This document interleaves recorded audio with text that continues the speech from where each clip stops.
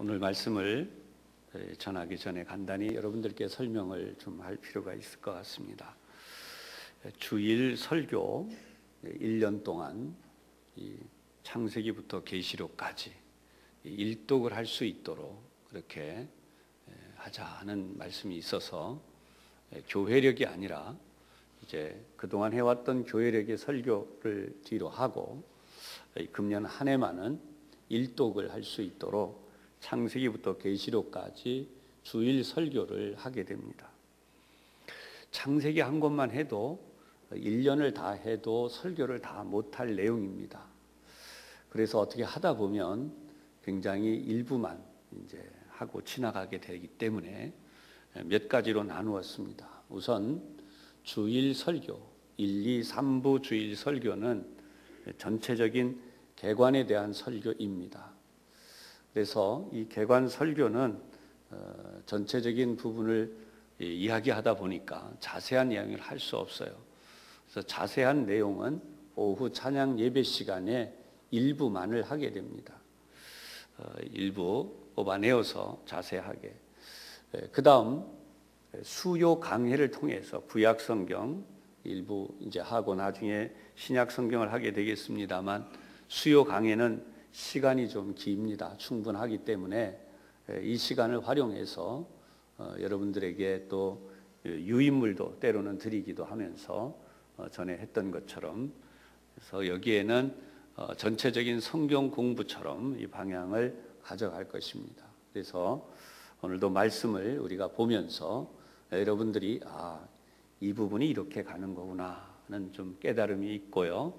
그 다음 이 내용을 보시면서 꼭 하셔야 될 것이 뭐냐면 우리 교우들이 일독 이상 하신 분들은 괜찮습니다. 스스로 원하시는 대로 성경을 읽어가시면 되겠는데 온 교우들이 다 같이 일독을 하자는 의미이기 때문에 이 주일 제가 설교를 하면서 말씀을 드리면 그 부분을 한 주간 동안 좀 힘드시겠지만 꼭 한번 읽으시는 그런 좀 열심을 내셨으면 좋겠습니다. 그래서 오늘은 창세기 1장에서 25장까지의 내용을 제가 설교하는 것입니다. 그래서 한 주간 여러분들은 창세기 1장에서 25장까지는 꼭 읽으셔서 우리 진도라고 하겠죠.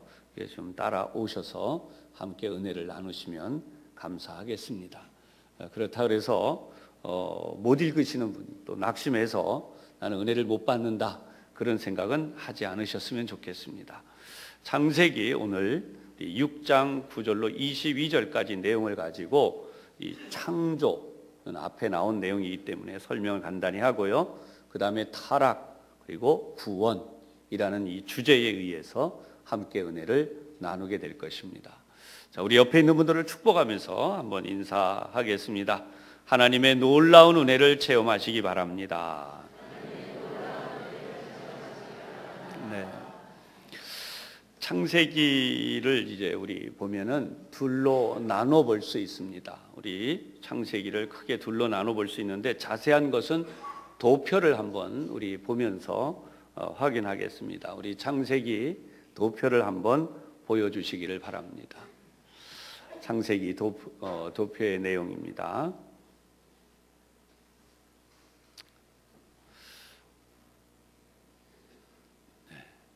창세기 도표 이렇게 창세기는 1장에서 11장까지를 일단 나눠 볼 수 있어요. 그래서 1장에서 2장까지는 창조에 관한 내용입니다. 그리고 3장에서 5장까지는 타락과 범죄에 대한 내용이고 그 다음 6장에서 9장까지는 이 홍수와 심판입니다. 오늘 하나님의 홍수와 심판의 내용을 시작하는 거죠. 다음 주에도 9장을 볼 것입니다. 그리고 10장에서 11장까지는 민족이 형성되는 과정이 나와요. 그 다음 보겠습니다. 그 다음은 아브라함의 이야기가 시작이 됩니다. 12장으로부터 50장까지 나오는데요. 아브라함의 이야기는 12장에서 25장까지 그리고 26장에서 27장은 이삭에 대한 이야기고 그 다음 28장에서 36장까지는 야곱에 대한 이야기입니다. 그리고 나머지 37장에서 50장까지는 주로 요셉에 대한 이야기로 끝을 맺게 됩니다.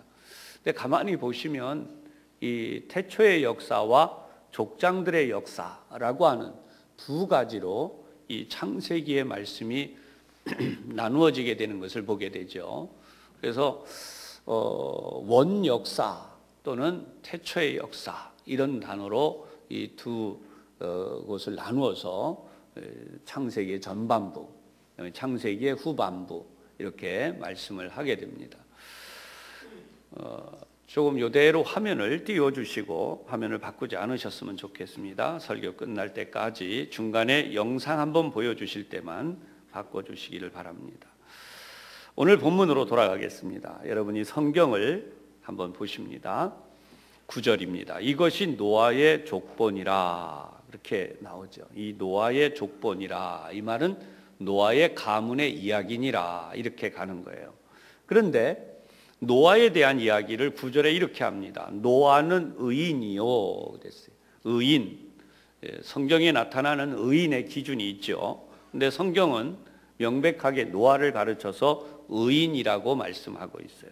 그러니까 우리가 주목해야 될 것은 노아는 의인이었다라고 하는 사실이에요. 그 다음에 나오는 말씀이 또 있어요. 당대의 완전한 자라. 그는 하나님과 동행하였으며. 자, 그러면 의인이라는 말이 나오고 당대의 완전한 자라라는 말씀이 나오는데 도대체 이 사실은 무엇을 근거로 한 것인가? 그것은 바로 하나님과 동행하였다라고 하는 것입니다. 하나님 앞에서 의인이 되고 당대의 완전한 자가 되는 비결은 하나님과 동행하는 자다. 그럼 도대체 이 말씀의 의미가 뭘까라고 하는 것을 우리가 보려면 이 6장 여러분 성경에 1절에서부터 이 8절까지의 내용을 보시면 돼요. 그러면 도대체 이 내용은 어떤 내용인가? 6장 1절에 이렇게 시작합니다. 사람이 땅 위에 번성하기 시작할 때에 그들에게서 딸들이 나니. 2절입니다. 하나님의 아들들이 사람의 딸들의 아름다움을 보고 자기들이 좋아하는 모든 여자를 아내로 삼는지라. 이 말은 하나님의 뜻과 함께 가는 삶이 아니라 무슨 삶이었냐면 그들의 눈에 보기에 아름다운 여자들이 그래서 자기들의 아내로 삼았다는 거예요. 그래서 3절에 보면 여호와께서 이르시되 나의 영이 영원히 사람과 함께하지 아니하리니. 하나님의 영이 함께하지 않겠다는 선언을 여기서 하세요.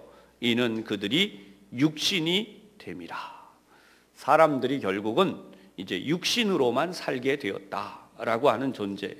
그리고 그러나 그들의 날은 120년이 되리라. 이 부분에 대한 다양한 해석이 있습니다만 일반적으로 하나님이 인간에게 주신 최고의 수명이 아니겠느냐 하는 내용이 지배적입니다. 그래서 이러한 사건 앞에서 4절로 가면 당시에 네피림이 있었다 그랬는데 이 네피림이라는 사람은 어떤 사람들이냐면 포악한 자들이다라는 뜻을 가지고 있어요. 그러니까 다른 사람을 압도할 정도로 막강한 그런 힘을 가지고 있는 사람들이죠. 그런데 결과적으로 이런 사람들 있음으로 해서 5절에 보면 하나님의 마음이 나와요. 5절, 6절 여호와께서 사람의 죄악이 세상에 가득함과 그의 마음으로 생각하는 모든 계획이 항상 악할 뿐임을 보시고 사람들이 악해졌다는 거예요. 그리고 이 악한 사람들이 어떻게 되었느냐 하면 그 마음의 생각이 항상 악하기 때문에 세상에는 무엇이 가득하냐? 사람의 죄악이 가득하게 되었다. 그것이 성경이 말씀하는 이 세상에 일어난 현상이에요. 그래서 하나님은 어떤 계획을 가지시느냐? 타락해버린 이런 사람. 창세기 1장, 2장에는 창조의 이야기가 나오지만 3장부터 타락하는 이야기가 나와서 오늘 우리가 보고 있는 여기까지 타락한 이야기가 나오는데 여러분 이것이 시간적으로는 얼마나 긴 시간인지 아무도 몰라요. 얼마나 많은 인류가 지구에 번성했었고 얼마나 많은 시간이 흘렀는가는 그렇게 쉽게 짐작이 되지를 않습니다. 어쨌든 하나님은 사람들이 지구상에 가득하기를 기다리셨는데 그러한 사람들이 결국은 어떻게 되었는가? 죄악으로 인하여서, 범죄함으로 인하여서 세상에는 죄악이 가득해졌다. 그리고 사람들은 모든 계획이 항상 악할 뿐이었다. 그래서 하나님은 어떻게 하셨나? 6절에 한탄하셨다는 거예요. 사람을 만들었지만 한탄하셨다는 거예요. 그러면 여러분 여기서 가장 중요한 게 있습니다. 하나님은 사람을 왜 만드셨을까요? 절대로 잊어버리지 말아야 될 가장 중요한 주제가 있어요. 이제 아브라함에게 가서도 나오지만 하나님이 사람을 만드신 이유는 복을 주시려고. 그것이 가장 중요한 주제예요. 여러분이 이 땅에 태어나게 된 것은 하나님의 복을 받으려고 태어났다는 사실입니다. 할렐루야. 하나님의 복을 받는 존재예요. 그런데 언제부터 이 복을 잊어버렸나? 타락하면서부터. 오후 예배 때는 이 타락의 근거, 타락의 구체적인 내용이 무엇인지를 보게 될 것입니다. 그래서 하나님은 어떻게 하시나? 이 사람 때문에 6절 끝에 마음에 근심하셨다는 거예요. 그리고 마침내 이 모든 것들을 청산하시기로 합니다. 다 쓸어내겠다는 거예요. 그런데 8절에 보면 그러나 이렇게 나와요. 그러나 노아는 여호와께 은혜를 입었더라. 자, 이제 반복해서 강조할 주제가 있는데요. 하나님은 아담을 지으심으로 온 인류를 세상에 번성하게 하시려고 했어요. 그런데 이 한 사람을 하나님이 지으심으로 복을 주시려고 했지만 이 한 사람이 타락하게 되죠. 그래서 하나님은 또다시 어떻게 하는가? 노아를 선택하세요. 이 한 사람 노아를 선택해요. 성경은 노아는 하나님 앞에서 어떤 사람이라고요? 의인이에요. 당대의 완전한 자라고 그랬어요. 그 이유가 하나님과 동행했기 때문이다. 그리고 그 다음에 10절에 나와요. 하나님과 동행하는 사람은 어떻게 사는가? 세 아들을 낳았으니 셈과 함과 야벳이라. 아멘. 여러분, 이후야 어떻게 됐든 간에 우리가 이 세상에 살아가면서 하나님의 자녀들, 하나님의 백성들은 어떻게 살아야 되는가? 하나님과 동행해야 된다. 하나님과 동행하는 사람은 바로 가족을 이루고 하나님의 명령인 뜻을 따라가야 되는데 생육하고 번성하고 땅에 충만하라. 이것이 하나님의 선언이에요. 그러니까 이 약속을 따라서 가정을 이루고 자녀들을 낳는 것이야말로 하나님과 동행하는 일이다. 아멘. 여러분, 이 사실을 우리는 분명히 알아야 돼요. 소돔과 고모라 시대에도 또 그 이전의 악한 세상에도 이 공통적 특징이 있는데 하나님과 동행하지 않는 거예요. 하나님의 주신 아름다운 가정을 이루지 않는 것입니다. 그리고 하나님이 기뻐하시는 후사들을 양육하지 않는 거죠. 왜 성경은 이러한 현상을 뭐라고 11절에 말씀하느냐? 그 때에 온 땅이 하나님 앞에 부패하여 포악함이 땅에 가득한지라. 그리고 이것을 다시 한번 강조하세요. 12절 하나님이 보신즉 땅이 부패하였으니 이는 땅에서 모든 혈육 있는 자의 행위가 부패함이었더라. 이 근거를 우리가 나중에 뒤에 가면 소돔과 고모라가 멸망할 때 찾을 수가 있는데요. 하나님의 말씀과 은혜대로 살지 않는 사람들은 한 아내와 한 남편으로 살아가지 않아요. 부모와 자식으로 살아가지 않아요. 그래서 결국 남편과 아내 대신 다른 이들을 만나고 다른 일들을 하게 되고 그리고 부모와 자식의 관계가 깨지게 되는 일이 생깁니다. 그럼으로써 인류가 부패하는 모습의 원형을 여기에 보여주는 거죠. 하나님은 이러한 부패함으로 인하여서 이 세상이 부패했다라고 분명히 이렇게 정의를 내리고 계십니다. 그 다음 우리가 오늘 보고 있는 13절 이하에 하나님은 구원의 길을 여시는데 그것이 바로 유명한 노아의 방주죠. 노아의 방주를 만들게 하심으로 하나님이 이 방주 안에서 이제 노아와 그의 가족이 피난하게 하세요. 약 150일이라는 기간 동안 이 지구상에 물이 완전히 뒤덮여서 이 방주 안에 들어가지 아니한 모든 사람들은 전멸하는 일이 일어나게 됩니다. 방주의 크기는 길이가 한 150m 정도, 너비가 한 25m 정도, 그리고 높이가 한 15m 정도 되는 크기예요. 성경에 보면 이 크기에 대해서 자세한 설계도가 나옵니다. 14절, 너는 고페르 나무로 만들어라. 고페르 나무는 이 아카시아 나무, 바로 이 종류라고 하는데요. 크기는 이미 밑에 설명을 제가 해드렸습니다만 3층으로 만들고 거기에 칸막이를 하라는 거예요. 그리고 14절 끝에 보면 역청을 그 안팎에 칠해라 그랬는데, 이 역청은 오늘날 골탄과 같은, 콜타르와 같은 그런 것입니다. 근데 그때 당시에 그곳에 이런 재료가 있었다는 거예요. 그래서 16절에 보면 창문을 만들고 또 문은 옆으로 내고 상중하 3층으로 만들으라고 설계도를 하나님이 만들어 주셨어요. 노아의 평생의 일은 뭐였냐면 바로 이 방주를 만들고 이 다음 세상으로 건너가는 거죠. 온 인류가 멸망할 때 살아남는 것입니다. 이것이 하나님의 뜻이었다는 거죠. 오늘도 이 세상에서 우리는 타락하고 부패한 세상이라고 보통 이야기합니다. 그럴 수밖에 없는 것이, 여러분들이 지금 보다시피 이 세상에 살다 보면 이 세상이 정말 부패했구나 하는 것을 느낄 수밖에 없죠. 나이가 들어갈수록 더 실감하게 됩니다.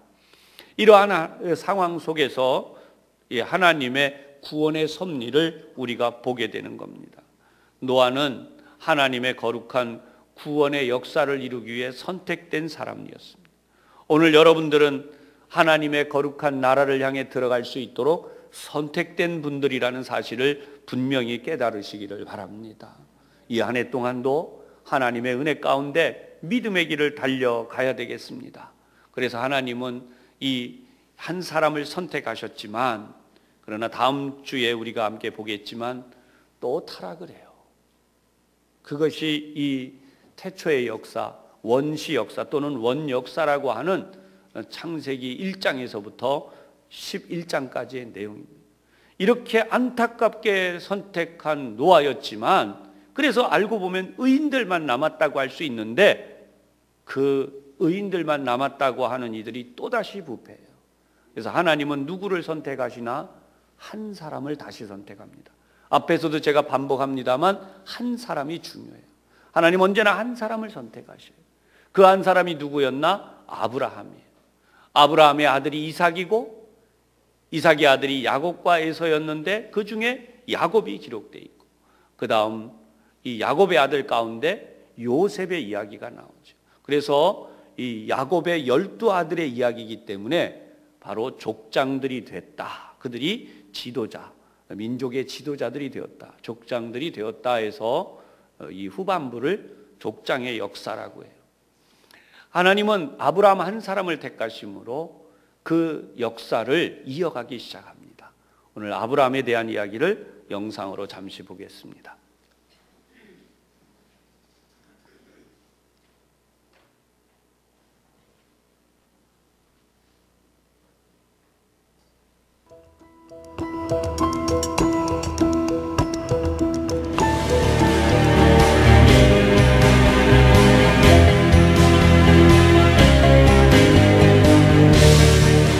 하나님의 말씀을 따라 75세에 아내 사레, 조카 롯과 함께 가나안 땅으로 간 아브라함은 지금의 레바논 지역의 가나안 땅을 지나 이스라엘 북쪽 부근 성경의 세겜이라는 곳에 이릅니다. 이곳에서 아브라함은 처음으로 하나님께 제단을 쌓았습니다.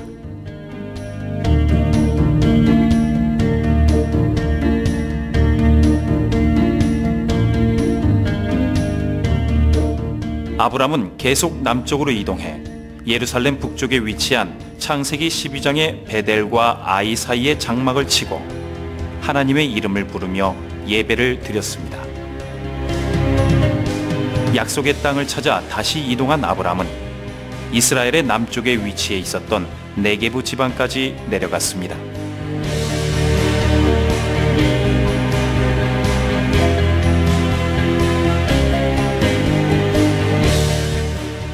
그러나 기근을 피해 이집트로 내려갔던 아브라함은 하나님의 은혜로 재산이 많아졌고 다시 전에 살던 예루살렘 북쪽의 베델 지역으로 돌아오게 됩니다.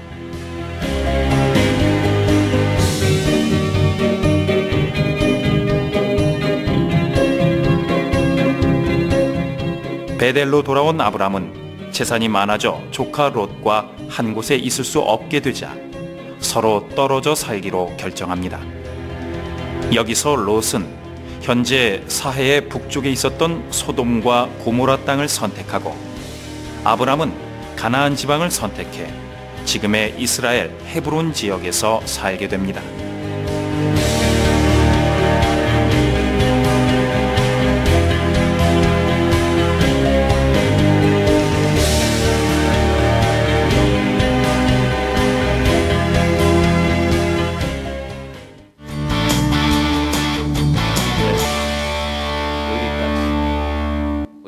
짤막하지만 이 아브라함의 일대기를 우리 일생을 또 이렇게 보았습니다.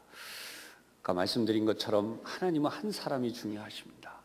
아담을 통해서 하나님은 온 인류를 번성하게 하려고 하셨는데 그것이 실패했을 때 다시 노아를 하나님이 선택하셨습니다. 노아 한 사람을 통해서 하나님이 큰 구원을 이루셨음에도 불구하고 인류는 다시 타락합니다. 그러자 이번에 하나님은 아브라함 한 사람을 택하십니다. 그리고 이 아브라함을 통하여서 온 인류의 구원자가 되시는 예수 그리스도께서 한 사람, 이 땅에 하나님의 아들이 나심으로 저와 여러분을 비롯한 온 인류가 구원받는 길이 열리게 된 것입니다. 한 주간 동안 하나님의 말씀을 붙들고 날마다 읽고 그 속에서 큰 은혜를 받으시면서 승리하시는 이 한 주간이 되시기를 주님의 이름으로 축원합니다. 기도하겠습니다. 은혜와 사랑을 풍성히 베푸셔서 저희들이 언제나 하나님이 살아계신 것과 역사하시는 분임을 깨닫게 하시니 감사합니다. 우리 모두 타락하고 부패하였지만 또다시 살려내시고 또다시 일으켜주시고 또다시 구원의 길을 여시는 하나님의 은혜에 다시 한번 감사드리며 이 시간도 저희들이 이 풍성한 은혜를 받고 돌아갑니다. 하나님 주신 우리의 삶을 날마다 새롭게 하여 주시고 승리하게 하여 주옵소서. 예수님 이름으로 기도하옵나이다. 아멘.